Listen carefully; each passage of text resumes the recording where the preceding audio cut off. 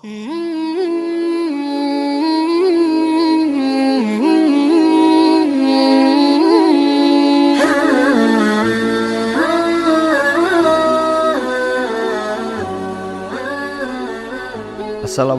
warahmatullahi wabarakatuh. Alhamdulillahi rabbil alamin, wal aqibatu lil muttaqin, wassalatu wassalamu ala asyrafil anbiya'i wal mursalin wa ala alihi wa sahbihi ajma'in. Ashhadu an la ilaha illallah la syarika lah, wa ashhadu anna Muhammadan abduhu wa rasuluhu la nabiyya ba'dah. Kaum muslimin, para pendengar kami yang dirahmati Allah, kembali kita bisa bersama di dalam kajian Tadabbur Al-Quran yang tema kali ini adalah mentadabburi makna dan petunjuk yang ada di dalam surat Al-Maidah.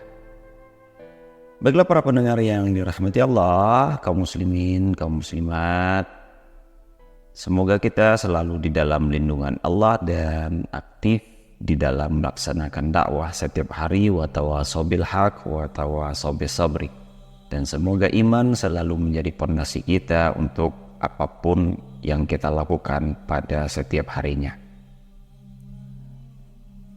Baiklah kaum muslimin, para pendengar yang dirahmati Allah, pembahasan kita kali ini adalah surat Al-Maidah. Surat Al-Maidah ini tergolong kepada surat Madaniyah. Jumlah ayatnya ada 120 ayat. Sedangkan nama-nama surat Al-Maidah seringkali disebut dengan Al-Uqud atau Al-Akhyar. Jadi kalau ada nanti orang menyebutkan surat Al-Maidah atau surat Al-Uqud atau surat Al-Akhyar, Al-Uqud dan Al-Akhyar adalah nama lain daripada surat Al-Maidah. Apa sebab penamaannya? Para pendengar yang dirahmati Allah, dinamai dia dengan Al-Maidah pernah terjadi di zaman Nabi Isa alaihissalam ketika suatu kaum Hawariyun, sahabat-sahabatnya Nabi Isa, meminta kepada Nabi Isa alaihissalam agar Nabi Isa memohonkan kepada Allah untuk diturunkan Maidah atau Al-Maidah, yang artinya secara bahasa adalah hidangan. Nah, kaum Hawariyun ini meminta hidangan dari langit. Maka Allah pun menjawab permintaan mereka dengan mengambil perjanjian dari mereka. Kemudian Allah memberikan ancaman yang keras berupa adab yang akan sangat pedih yang akan ditimpakan kepada mereka jika mereka mengingkari perjanjian tersebut. Nah, oleh karena itu Al-Maidah atau hidangan menjadi ikon bagi kisah ini dan juga bagi perjanjian yang dimaksud. Nah, ini asal muasal disebut dengan Al-Maidah, permintaan Hawariyun untuk menurunkan hidangan dari langit kepada Nabi Isa agar dimohonkan kepada Allah. Nama yang kedua adalah Al-Uqud. Dinamakan dengan Al-Uqud karena surat ini memerintahkan setiap pihak untuk melaksanakan akad perjanjian, akad kesepakatan dengan pihak lainnya. Di dalam surat ini begitu gamblang dibahas tentang perjanjian atau uqud. Ada lagi yang menyebutnya dengan Al-Akhyar. Dinamakan dengan Al-Akhyar karena memenuhi akad perjanjian adalah salah satu ciri akhyar. Apa itu akhyar? Adalah orang-orang yang baik. Nah, kalau kita lihat keutamaan surat Al-Maidah ini, dan dalam sebuah hadis Rasulullah SAW diriwayatkan oleh Ahmad, Rasulullah SAW bersabda, barang siapa yang mengambil 7 surat yang panjang, maka ia adalah seseorang yang alim, kata Rasulullah. Sebagaimana kita sebutkan sebelumnya, adapun 7 surat yang panjang dimaksud itu adalah Al-Baqarah, Ali Imran, An-Nisa, Al-Maidah, Al-An'am, Al-A'raf, dan At-Taubah. Termasuklah apa yang kita bahas pada kesempatan kali ini, yaitu surat Al-Maidah. Bagaimana keselarasan awal surat dengan akhir surat? Tentang surat Al-Maidah ini, Allah memulainya dengan perintah untuk memenuhi akad perjanjian. Tertera pada ayat yang pertama, Allah sebutkan, A'udzubillahi minasyaitonirrajim, bismillahirrahmanirrahim, ya ayyuhalladzina amanu ufu bil 'uqud. Dan seterusnya. Hai orang-orang yang beriman, penuhilah akad-akad kalian. Akad-akad yang telah kalian bikin. Uhillat lakum bahimatul an'am. Dihalalkan bagimu binatang ternak, kecuali yang dibacakan kepadamu. Yang demikian itu dengan tidak menghalalkan berburu ketika kamu sedang mengerjakan haji. Nah, sesungguhnya Allah menetapkan hukum-hukum menurut yang dikehendakinya. Innallaha yahkumu ma yurid. Allah seakan-akan telah membuat suatu perjanjian dengan umat terdahulu, dan salah satu yang berbunyi atau yang kita ambil di sini adalah tidak boleh melakukan berburu ketika sedang melaksanakan haji. Itu di awal surat. Dan bagaimana nanti jika kita lihat di akhir surat? Di akhir surat juga ada perjanjian yang diambil oleh Nabi Isa alaihissalam atas kaumnya. Namun mereka pun mengingkari dan mengabaikan perjanjian tersebut. Sebagaimana yang diisyaratkan di dalam firman Allah Subhanahu wa taala dalam Al-Qur'an Al-Maidah 117, A'udzubillahi minasyaitonirrajim, bismillahirrahmanirrahim.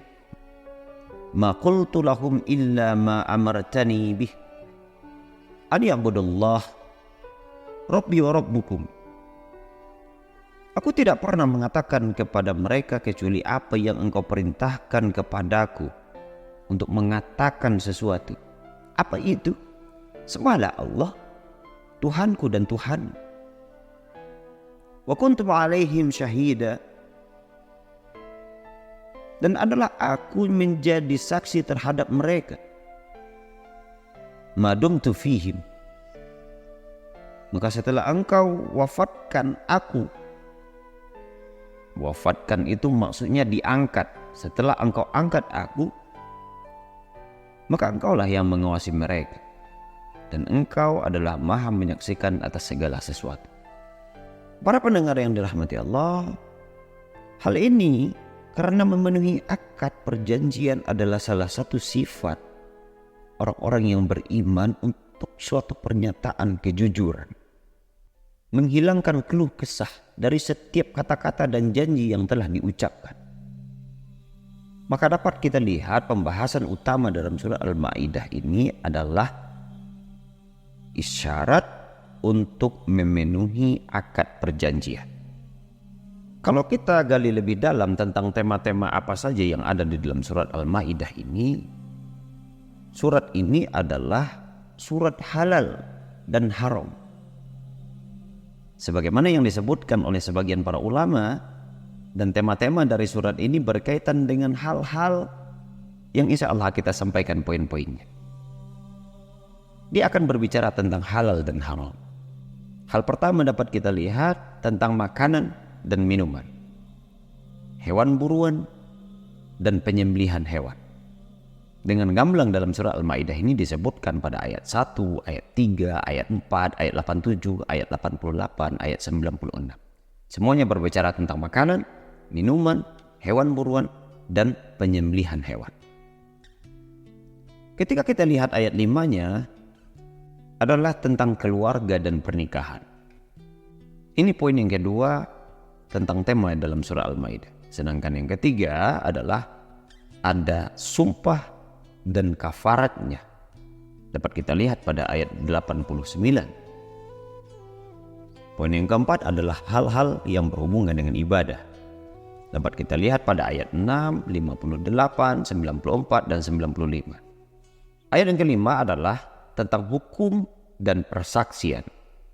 Pada ayat ke-8, 33, 34, 38, ayat 42, ayat 50, ayat 106, ayat 107, dan 108 membicarakan tentang hukum dan persaksian. Ini menjadi tema yang sangat dalam di dalam surat Al-Maidah.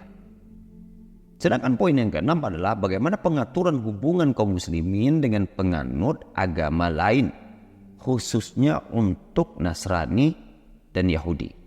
Diatur di dalam surat ini. Ayat ke-5, ayat ke-51, ayat ke-57 Allah gambarkan bagaimana cara berhubungan dengan orang Yahudi dan Nasrani. Poin yang ketujuh adalah surat ini memiliki kemuliaan yang berbeda dengan surat lainnya. Karena ia menyebutkan 5 tujuan syariat dengan sangat jelas. Nah, di dalam surah Al-Maidah ini 5 tujuan syariat yang sangat jelas itu membuka mata kita bahwasannya hanya syariat Allah lah yang mengandung kemaslahatan manusia untuk keselamatan dunia dan akhirat. Apa saja yang 5 itu? Yang pertama adalah mengingatkan kita agar menjaga agama walaupun harus dengan peperangan. Allah terangkan pada ayat ke-54.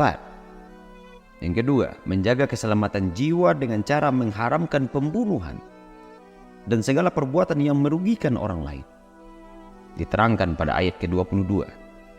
Yang ketiga, menjaga akal karena tujuan dari pengharaman minuman keras adalah untuk menjaga akal. Akal inilah yang dijaga agar setiap pikiran kita berjalan dengan baik. Diterangkan pada ayat ke-90. Yang keempat, menjaga kehormatan. Seperti mengharamkan hubungan antara laki-laki dan perempuan yang tidak dilandasi dengan pernikahan. Dan yang terakhir adalah menjaga harta dengan cara mengharamkan segala bentuk penyelewengan harta orang lain.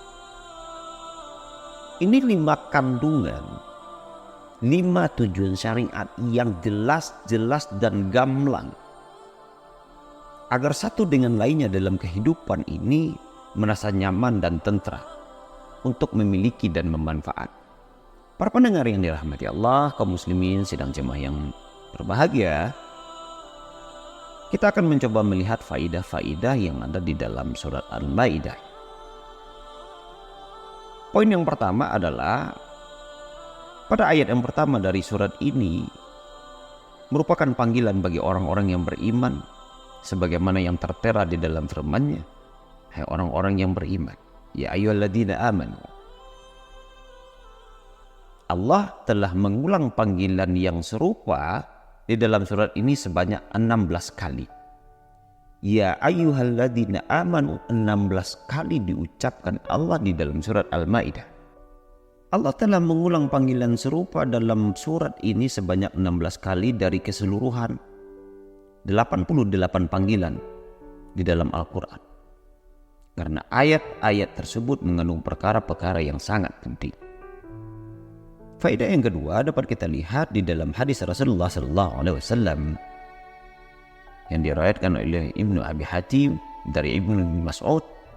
Ibnu Mas'ud berkata, jika kalian mendengar kalimat wahai orang-orang yang beriman, ya ayyuhalladzina amanu, maka siapkanlah pendengaranmu,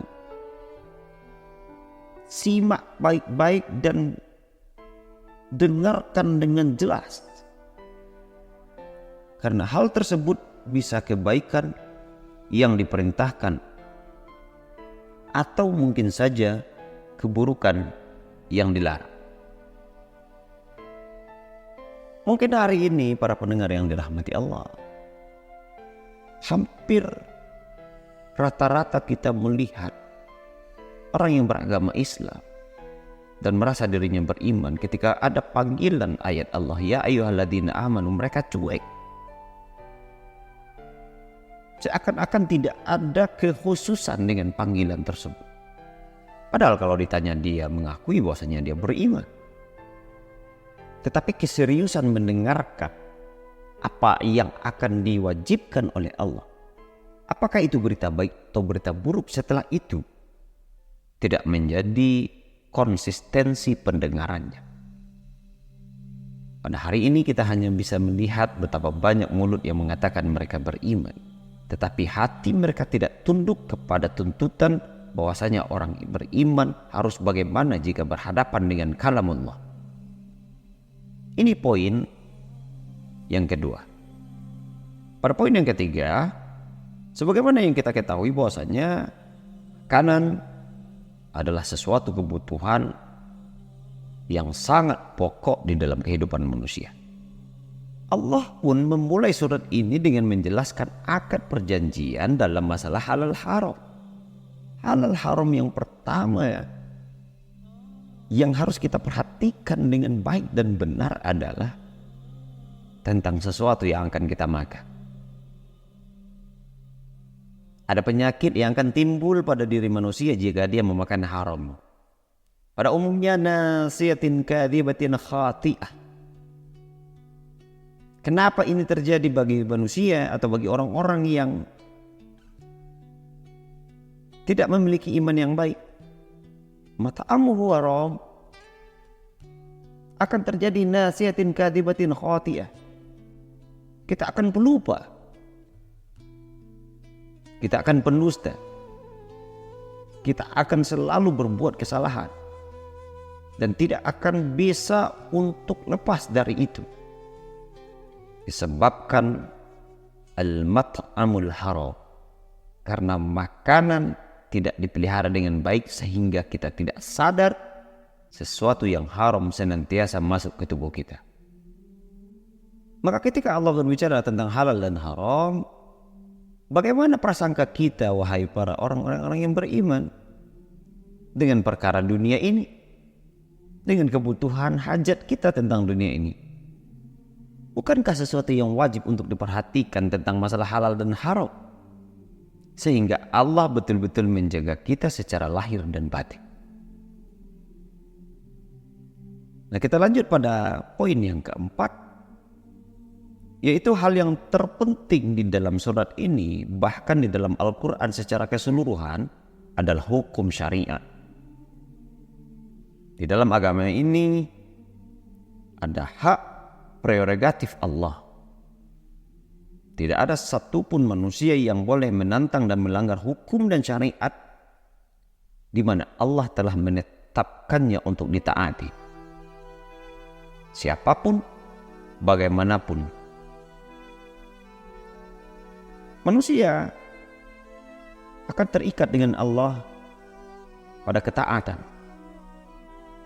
Ketaatan akan menumbuhkan iman dan bermuara kepada ketakwaan. Laki-laki, perempuan, anak-anak, remaja, orang tua,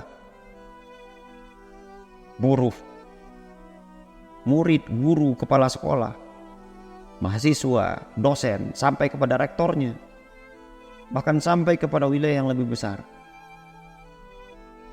Ada akad antara kita dengan Allah. Wa ma khalaqtul jinna wal insa illa liya'budun. Akad iman yang ada di dalam hati kita, yang mengaku muslim, bersyahadat kepada Allah dan Rasulullah, dan mengakui bahwasanya ini adalah agama yang paling benar. Setiap detik, setiap pandangan, setiap pendengaran, setiap pikiran, setiap perasaan wajib di dalam kategori liya'budun, menyembah Allah. Sehingga dengan begitu fujur, nafsu, kejahatan-kejahatan yang datang dari syaitan dan iblis dapat kita batasi, dapat kita rangkeng. Kita kasih tameng diri kita, sehingga hubungan dengan Allah tidak terputus meskipun dalam kehidupan yang real, bahkan sampai ke dunia tidur kita. Para pendengar yang dirahmati Allah, poin yang kelima adalah jika kita perhatikan dari awal surat Al-Baqarah hingga surat Al-Maidah ini, maka kita akan menemukan sikap perlahan-lahan di dalam membicarakan penganut agama lainnya. Kita bisa lihat surat Al-Baqarah menjelaskan kesalahan-kesalahan ahli kitab, seraya menyeru kaum muslimin untuk menyelisihi mereka. Mereka suka mengotak-ngatik agama. Mereka suka menukar-nukar ajaran syariat. Bahkan sebagian mereka lebih mendahulukan akal mereka dibanding firman-firman yang turun kepada mereka. Kalau kita lihat pada surat Ali Imran, surat ini mengandung diskusi dan dialog antara ahli kitab dengan cara yang lembut untuk mengangkat poin-poin yang disetujui oleh kedua belah pihak. Nah, pada surat An-Nisa mengandung kritikan keras terhadap ahli kitab. Ahli kitab yang mana? Ahli kitab yang berlebih-lebihan kepada Nabi, kepada ulama mereka. Begitu pula perselisihan akidah mereka dengan kaum muslimin. Nah, selanjutnya pada surah Al-Maidah ini mengandung kritikan keras kepada ahli kitab yang berlebih-lebihan kepada Nabi dan ulama mereka. Bagaimana caranya? Seruan untuk bersikap tegas dalam memperlihatkan kebenaran sebagaimana yang tertera di dalam firman Allah, telah kafir orang-orang yang berkata bahwasanya Allah adalah Isa ibnu Maryam atau Al-Masih bin Maryam. Al-Maidah ayat 17. Para pendengar yang dirahmati Allah,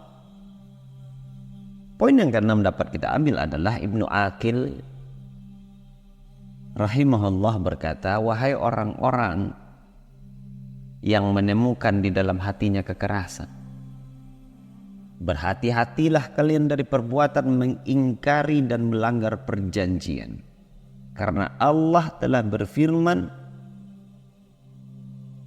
tetapi kata Allah, karena mereka melanggar janjinya, kami kutuk mereka dan kami jadikan hati mereka keras membatu.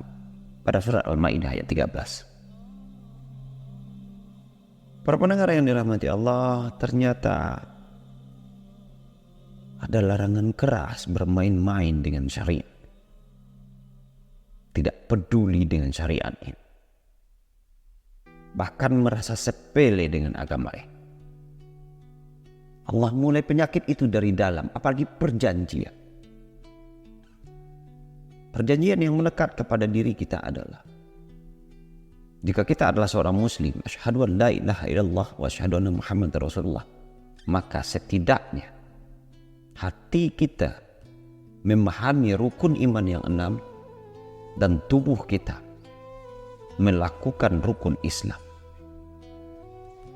Bersyahadat, salat, puasa, zakat, haji yang mampu.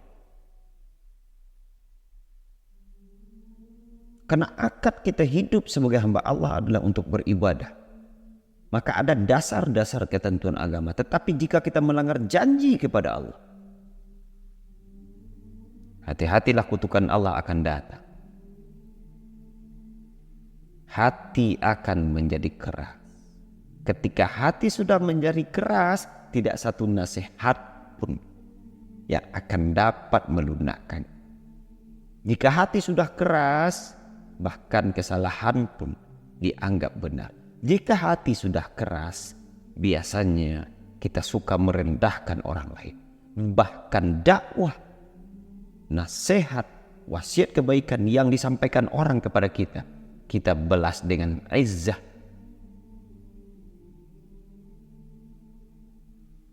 Seakan-akan kita lebih mulia daripada nasihat Allah Subhanahu wa Ta'ala. Para pendengar yang dirahmati Allah, yang ketujuh, pada ayat ke-31 Allah berfirman, kemudian Allah menyuruh seekor burung gagak menggali-gali di bumi untuk memperlihatkan kepadanya siapa itu Qabil, bagaimana dia seharusnya menguburkan mayat saudaranya. Coba kita perhatikan dengan baik. Kita perhatikan dengan baik bahwasanya hikmah Allah mengirim seekor burung gagak, di dalam bahasa Arab disebut dengan ghurab, Ketahuilah bahwasanya nama ghurab ini menunjukkan ghurbah, keasingan atau keanehan. Si pembunuh saudaranya ghurbahnya dari kasih sayang Allah dan ghurbahnya dari keluarganya. Ada suatu keanehan seseorang membunuh saudaranya. Adalah suatu keanehan dari Allah. Ya, kenapa kita membunuh? Seseorang yang membunuh akan merasa aneh dirinya dari keluarganya, akan merasa aneh juga langsung dengan penciptanya. Sebagian ulama lainnya berpandangan bahwasanya burung gagak atau ghurab ini adalah burung fisik, seperti burung biasa yang halal dibunuh sewaktu ihram dan di luar ihram. Sebagaimana yang dijelaskan dalam hadis diriwayatkan oleh Imam Al-Bukhari, lalu perbuatan pembunuhan adalah salah dan suatu kefasikan yang sangat besar, hingga sangat cocoklah jika Allah mengutus burung gagak. Pembunuhan itu merupakan suatu kesalahan besar dan kefasikan. Maka untuk kesalahan ini pada kaum diberikan petunjuk oleh Allah Subhanahu wa taala. Kaum muslimin sidang jemaah yang dirahmati Allah, para pendengar yang berbahagia. Inilah tema-tema yang secara umum